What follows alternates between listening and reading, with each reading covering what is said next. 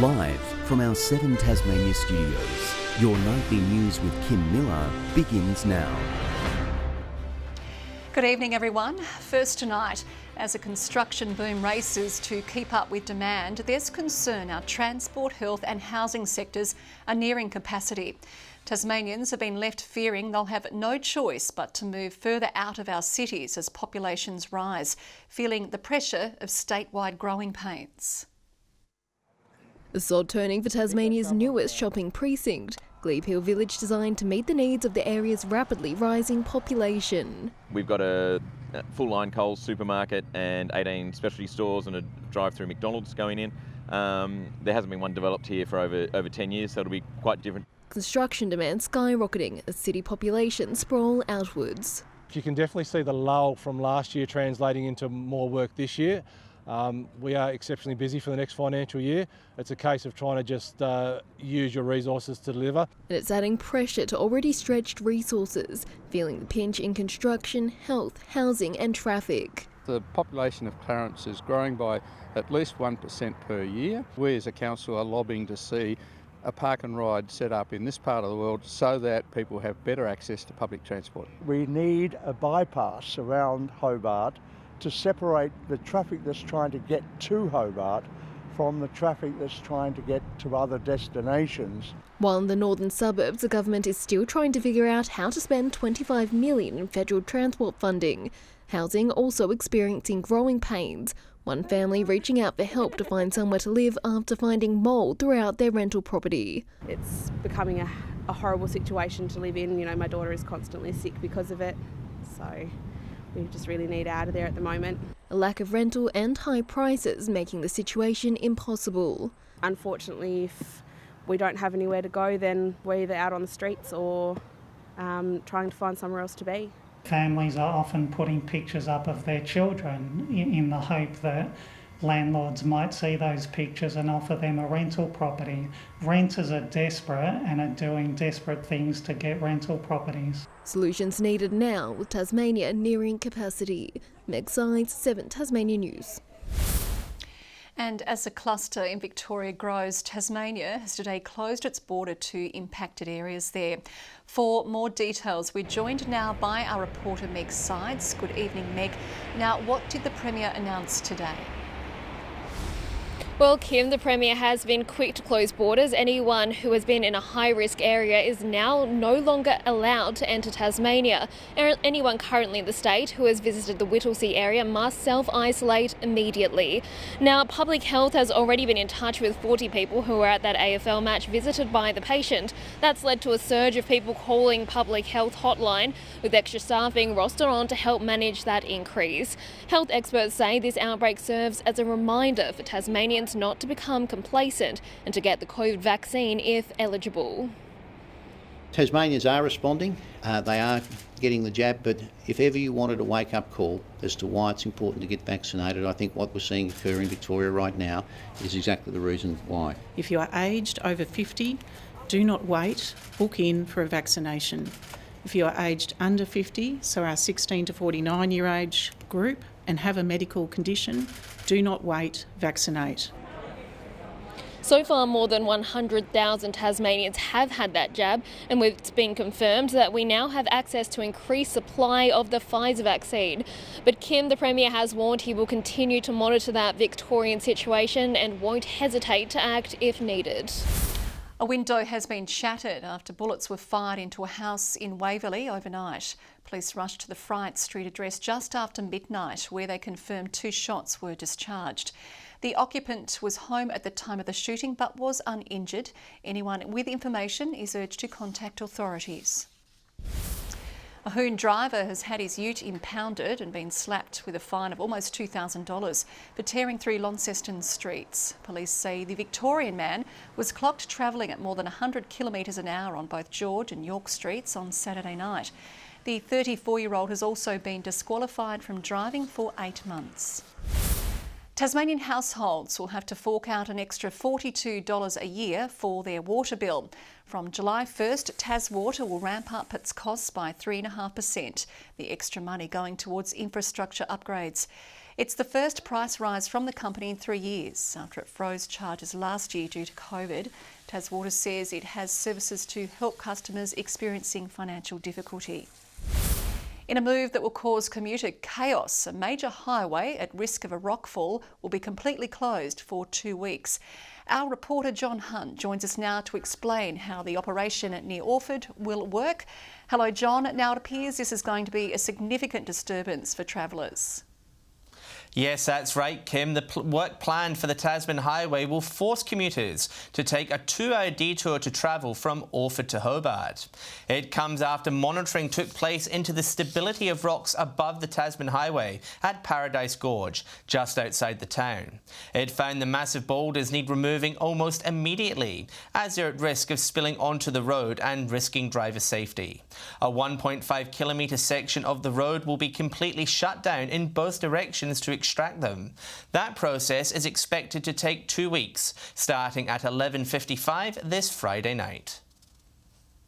We're looking at this point at using airbags to leverage the rocks off the rock face and then to drop them down onto the road, and just looking at how we might protect the road for that impact, but we're still working through the different possibilities. Now, this is an extremely busy highway, with the move sure to have a massive impact on the local community. Kim, the most practical detour for many will be travelling along the Midland Highway via the Lake Leak Highway, turning a 1-hour journey into a 3-hour one. The University of Tasmania has conceded it knew 2022 would be a challenge as it awaits a decision on when international students can return. But the Newnham campus is set to become a hive of activity as part of a $15 million research-charged agricultural precinct. Ink and an elbow. Wonderful. To solidify a new era of agricultural research. This is astounding. It's fantastic. The state government honouring its election promise, partnering with the University of Tasmania to invest $15 million into an agricultural hub. More than 200 Tipipwi roles and tertiary courses will be relocated to the Newnham campus in an effort to better tackle the issues facing farmers. Our science can solve their challenges so that Tasmania can continue to grow. The timeline for the shift, not 1 year, not 2 years, rather... All this will occur over the coming 5 years. It does seem a long way off, and it seems like the government's got to get a lot of ducks lined up to actually make the project come to fruition. It's one of a handful of major moves on the horizon for the university, along with 2 campus shifts in Launceston and Hobart. The Vice-Chancellor says the future for the Sandy-based site will be revealed later this year. We've given the broad outlines of the values we're pursuing on that. But perhaps the most pressing issue facing the uni is the void left by international students. Almost 50% are back studying in person or online, but more than 1,000 remain stuck overseas. International students need to return when there's a safe model for that to happen, and that's really what we continue to focus on. The best chance for open borders, they say, is having every Australian vaccinated. Garth Burley, 7 Tasmania News. In a shake-up to its supply chain, Coles will start buying milk directly from Tasmanian farmers.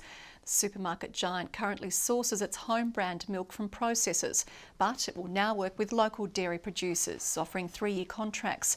The change has already been adopted in other states and aims to give farmers a fairer price for their milk. Tasmanian students have put their problem-solving skills to the test in preparation for the future. The It Takes a Spark program, designed to help hundreds of young thinkers get ready for the challenges they'll face as adults. Building the foundation for their future careers. These spaghetti and marshmallow structures more than just a fun activity, also aimed at sparking our brightest young minds. When you look at the Australian curriculum, they quite often focus on the actual content. And what I'm really interested in is the thinking behind it. The It Takes a Spark conference visiting Hobart. Students and teachers working together with industry leaders. From computer coding to design through to developing a hydro dam. Children were learning about the world they're living in. That sort of thinking is critical to the future of the next generations, to solve those sort of problems, to actually be those sort of people. Turning my brain on and thinking and helping my friends and cooperating together to figure it out. With the dam one, I was working with my team and we were all just chatting back and forth. It was really cool. Sustainability, a key feature of each activity. Organisers saying this generation will be the one to address climate change and our relationship with the environment. It's really sustainability about how can we all live a sustainable life in harmony with nature. Those involved keen to develop their new skills. I've enjoyed working with the other students and like how they would solve it and then how I would solve it and then coming to a conclusion. John Hunt, 7 Tasmania News. The women's Hobart Chargers are on notice, with the coach describing Sunday's loss to Sandringham as the worst performance of the season, while the men's side is flying, led by marquee player Jonathan Mines, who may be due for an NBL call-up. Averaging 25 points a game since joining the Chargers, it's no wonder Jonathan Mines is liking Hobart. He's even playing midweek. Not just the games, but in the community, playing Wednesday nights with Hobart Phoenix as well. And he may be playing at the next tier up, with the possibility of an NBL berth at some point down the track.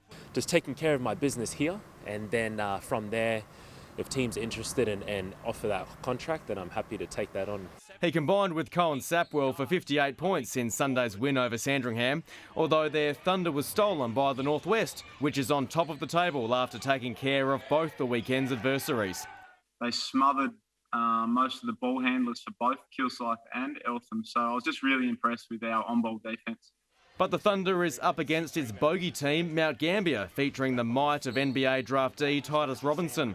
Being on the winners list lets coach Haywood give his shooters some leeway. We're playing pretty brave at the moment, so I'm allowing them to shoot it kind of out of our system, but they just need to pick and choose the right ones to let fly. A battle-scarred Launceston beat Eltham. Yeah, I just got an elbow on Saturday night. It's coming through a bit now. But the Tornadoes won't have either Keely Frolling or Kelsey Griffin to land the knockout against Mount Gambier this week. We lose a big presence in the paint, so rebounding will be a big goal for us this weekend. While the Chargers women are still picking up the pieces from a limp 32-point loss. My reflection on that was our worst performance of the season, so quick turnaround, but we're absolutely looking forward to being at home this Friday. Taroona FC is busy preparing for one of the biggest days in its recent history, making the Lacko-Seljack Cup semi-final for the first time in 8 years. The side faces the state's toughest test in a David versus Goliath battle on Saturday, with the club close to securing a spot on the national stage. Nervous energy mixed with excitement. That's what these Taroona stalwarts are feeling, preparing for a moment on the statewide stage. For our senior team to be right up in the semi-finals, playing against the NPL club is a massive day for the club. Opportunity to test ourselves against the best, basically. We're going to make sure that we don't leave anything out there on the pitch. They're in the Lacko-Seljack Cup semi-finals for the first time since 2013. The Southern Championship club, however, face a mammoth challenge. 3 in a row NPL premiers Devonport. Very experienced in these sorts of games. They're very, very disciplined, very fit, very strong. Saturday will be a good test for them as well. Remarkably, they're just 2 wins away from the FFA Cup, which could see them face an A-League side.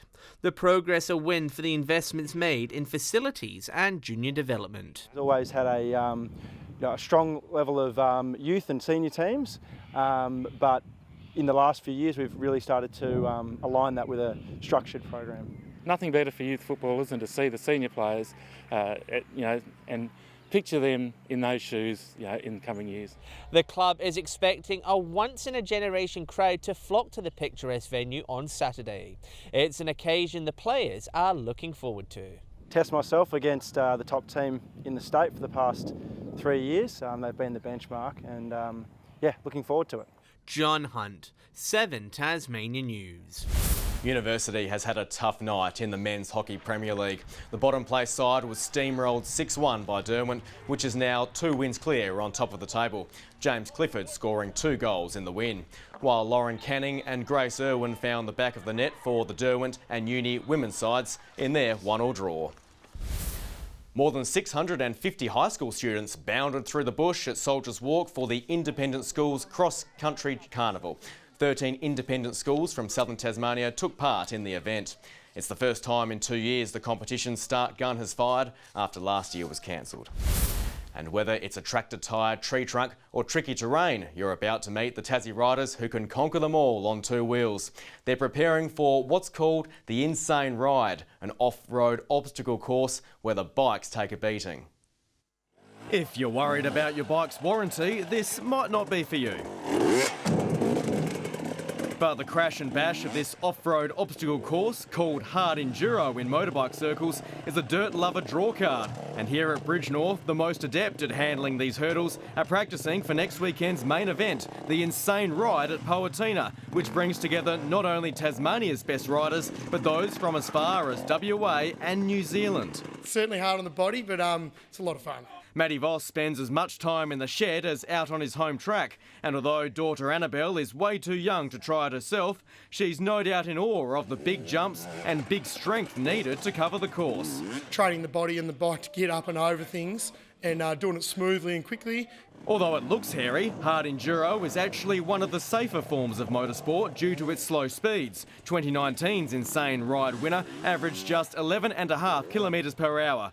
Although time on the bike stretches for hours. Throw yourself into a 3 or 4 hour race and it's sort of like pulling on that tug of war rope, you know, by the end of it you're buggered. And when they're jostling with 200 other riders from across the country in the main race, it'll be hard on the mind as well. It's growing, it's become very popular, and we look forward to showing them that Tassie's best. So next weekend at Powatina, a great spectacle and free entry too, Kim. Yeah, looks like it takes a bit of skill too. Thanks, Tom. Good evening. Hobart and Devonport 14 today, 16 in Launceston and 13 in Burnie. 17 was the state's high today at St Helens, Flinders Island, the Friendly Beaches and Maria Island all 15. 14 at Low Head, also on King Island. Grove, Bushy Park and Smithton 13, Strawn 12 and a cold one today at LLEWYN 5 degrees. Here we can see low-level cloud over the west of the state today and partly cloudy conditions elsewhere. Mid-level cloud extending over central WA while low-level cloud sits over southwestern WA. The rest of the country was mostly cloud-free. Tomorrow a high over South Australia extends its influence over most of Australia. A trough sits along the Queensland coast. West to southwesterly winds 20 to 30 knots, reaching up to 35 knots about the southeast and lower east in the afternoon. Seas 2 to 3 metres, up to 4 metres in the lower east and southeast. A gale warning is current for eastern and southern coastal waters from St Helens Point to southeast Cape. A strong wind warning for all remaining coastal waters and also for Storm Bay, the Channel, Frederick Henry and Norfolk Bays, as well as the Central Plateau Lakes. A bushwalkers weather alert in the west and a sheep graziers warning for the east coast and southeast districts. 12 in Hobart tomorrow with showers. Showers also for Cygnet and New Norfolk, 11 degrees. Launceston and Devonport partly cloudy 13, a possible shower at Campbelltown 11. Burnie 13, partly cloudy. Strawn, showers and 12, 13 with a shower or two clearing for Smithton. Partly cloudy conditions along the east coast, St Helens 14, 12 at Fingal and Swansea. Showers about the east, south and central areas easing later in the day on Friday. Saturday a fine day after a frosty start and Sunday much the same.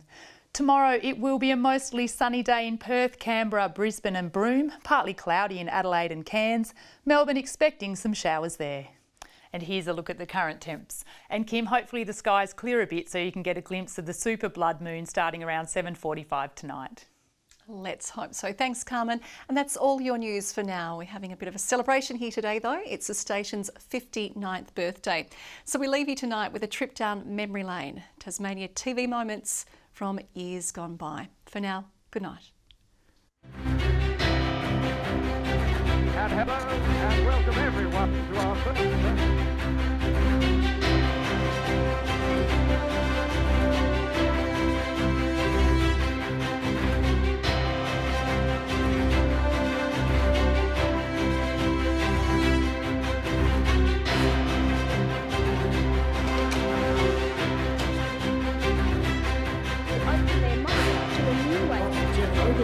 Tonight, the federal